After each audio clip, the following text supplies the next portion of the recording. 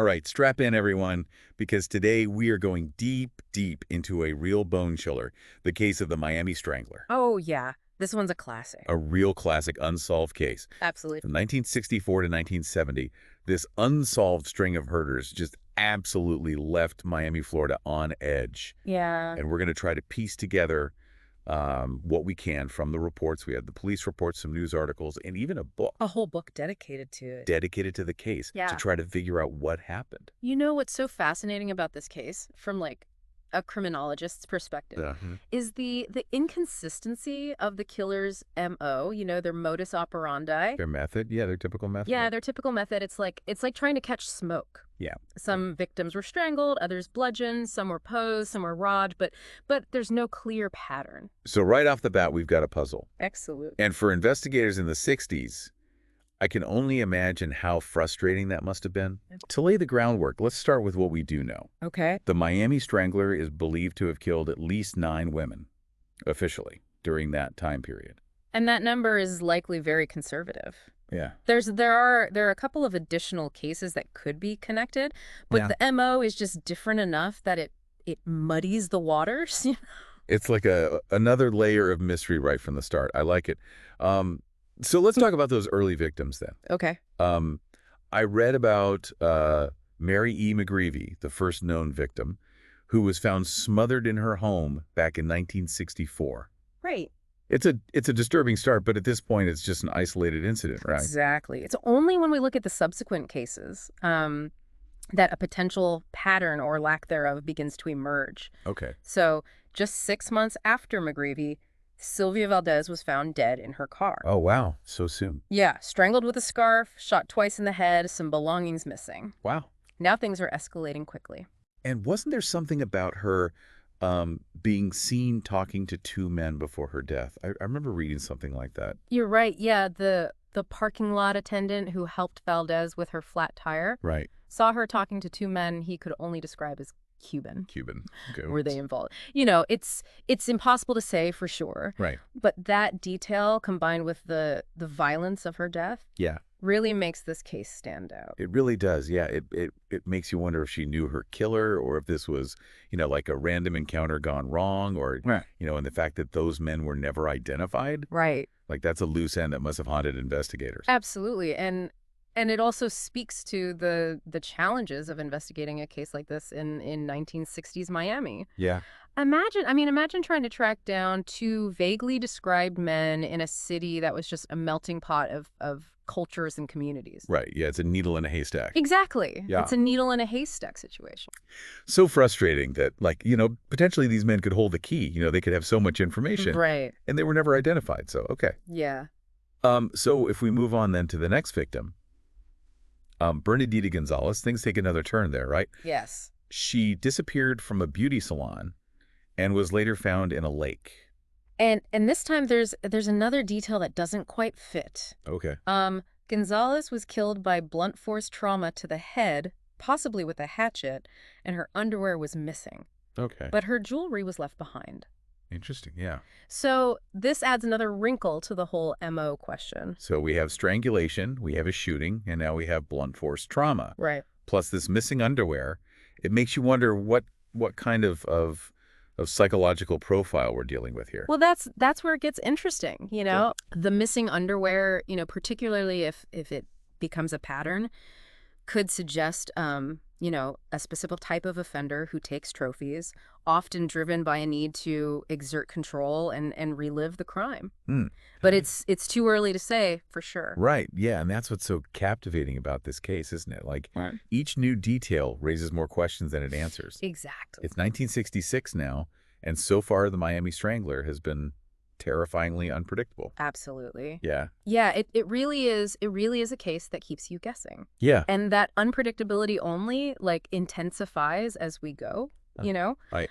As the timeline progresses. Right. So in 1969, we have the case of Shervin Wooten, who was found strangled on a dirt road with her clothes in disarray. This isn't a home invasion. This isn't a chance encounter. This is a whole new level of boldness. It's chilling to think about. It's like the killer is becoming more confident, maybe even more reckless. Right? Like What could explain that shift in their MO? Right. Well, there are a few possibilities. It Okay. could be a sign of experience, the killer is becoming more comfortable with his methods, Right. or or it could be a sign of something, a little darker, like a growing need to take risks, to push the boundaries. Like the thrill of the hunt is becoming more important than the act itself. Exactly, exactly. Yeah. And the brutality continues to escalate. That Okay. same year, Mary Louise Danford was found strangled in her home. Okay. Her sweater was pushed up, underwear missing. Wow. Then there's June Boner, also strangled. Okay. But this time the the level of violence was disturbingly high. Really? It wasn't just about ending her life. It was almost like frenzied. So now we're seeing these like potential patterns within the chaos, Right. like the missing underwear, the increasing brutality. Yeah. But then we have the case of Maddie Ophelia Harris, an 84-year-old woman who was strangled with a necktie in her own kitchen. Right. Her nightgown was pulled up, her house ransacked. It just seems so different. And that's what makes this case so perplexing, right? Right. With Harris, it's almost as if the killer was trying to humiliate her, even in death. Yeah. And that element of control and degradation, Right. it adds a whole new dimension to the psychological profile. It's unsettling, to say the least, yeah. Yeah. And then we have Regina Bonanno, a deaf, mute woman who was bound, gagged, and strangled.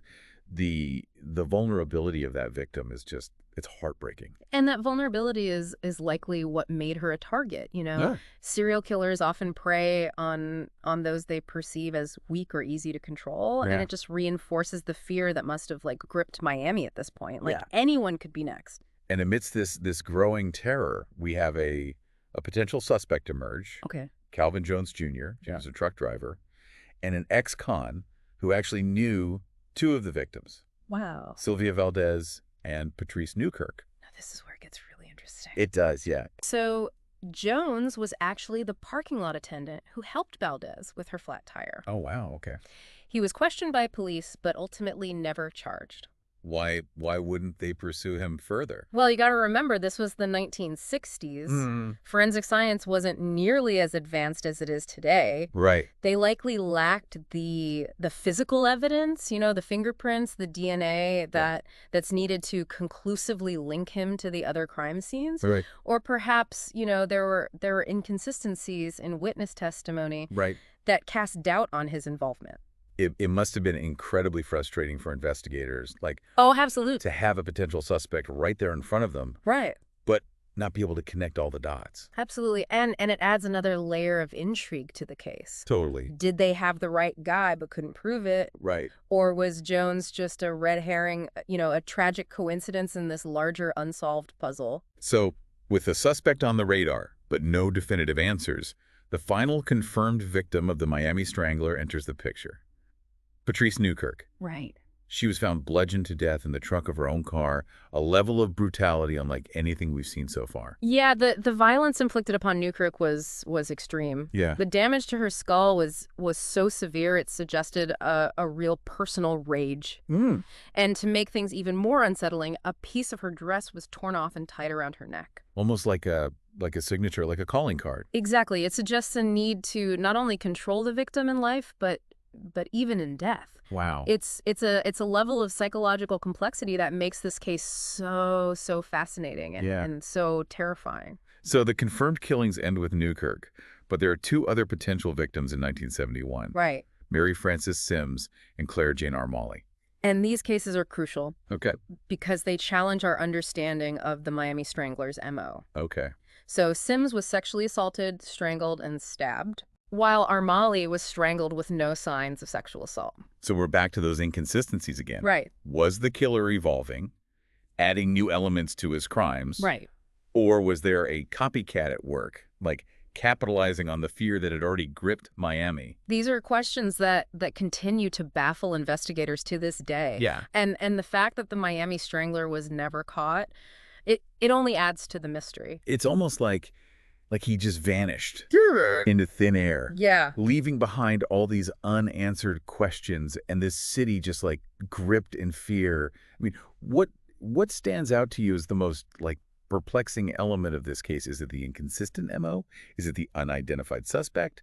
Or is it the possibility of, like, a copycat killer? It really is the interplay of all those factors that makes this case just such a puzzle. You Yeah. know, for the ages, the inconsistency of the MO is certainly baffling. Was it deliberate misdirection on the killer's part? Was it a sign of a disorganized mind? Or could we be looking at multiple perpetrators, Multiple perpetrators. operating, yeah. That's a thought I hadn't considered. Yeah, yeah. Like, could it be that, like, the Miami Strangler was more of a collective phenomenon than a single individual? It's a possibility. They're a complex one. Yeah. You know, the idea of a copycat killer is also intriguing, especially considering, the two potential victims in 1971, Right. whose cases don't quite align with the established MO. Yeah. Were they inspired by the media coverage, adding their own, like, gruesome chapters to the Miami Strangler story? It's a chilling thought that Right. fear itself could, like, breed more violence, more chaos. Yeah, yeah. It makes you wonder about the lasting impact, like, these killings had on Miami beyond the immediate terror. Oh, absolutely. Yeah. While the murders themselves, ceased, Right. the psychological scars, I mean, those are immeasurable. Imagine living in Miami during that time. Yeah. Constantly looking over your shoulder, Right. wondering if you or someone you loved could be next.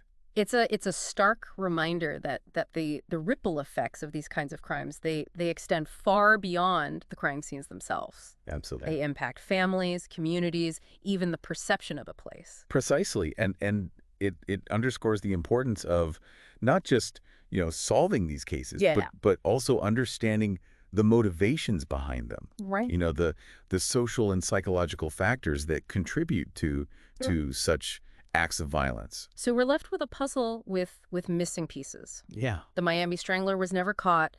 Their motives remain shrouded in mystery, and the question of copycat killings just, it lingers. It does. And that's part of what keeps people so fascinated by this case. Yeah. It challenges us to think critically, to Yeah. consider different perspectives, and to acknowledge that some mysteries, Yeah. They may never be fully solved.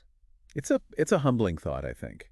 It is, but it also encourages us to learn from the past, Yeah. to apply new knowledge to old cases and to remain vigilant in the present. If we could apply modern forensic techniques to this case, like, what do you think we might uncover? Hmm. Could DNA analysis finally reveal the identity of the Miami Strangler? That's a fascinating question. Yeah. DNA evidence, if available and viable, could certainly provide some breakthroughs. Yeah. Imagine finding a match to a familial database. Right. It could lead to identifying not just the killer, Yeah. but perhaps even surviving relatives who might offer insights into their past, Yeah. or we might find that the DNA evidence points to multiple individuals, Right. which would lend credence to the copycat theory. Yeah, either way, it would be a huge step towards finally understanding, the truth behind these horrific crimes. Like, it would be a chance to bring some closure to the families of the victims. Yeah. To honor their memory by uncovering the truth that's been hidden for so long. Exactly. And while we can't go back in time and prevent these tragedies, we can use the knowledge we gain from studying them Yeah. to better understand criminal behavior and hopefully prevent future tragedies from occurring. This has been quite the deep dive. It has. A journey into the dark heart of a city gripped by fear, a case that continues to, like, baffle and intrigue, Yeah. even decades later. And for you listening, if this case has, like, piqued your interest, I encourage you to delve deeper. Yeah. Read the articles, explore the documentaries, and see what conclusions you draw from the evidence. And as you do, remember to keep an open mind, Yeah. to question your assumptions and to consider all angles of this complex and chilling case. Because the story of the Miami Strangler, it's a reminder that some mysteries may never be fully solved. Right. But the pursuit of truth, understanding, and justice, that should never cease. Well said. Until next time, stay curious and keep exploring the depths of our world, both the light and the shadows.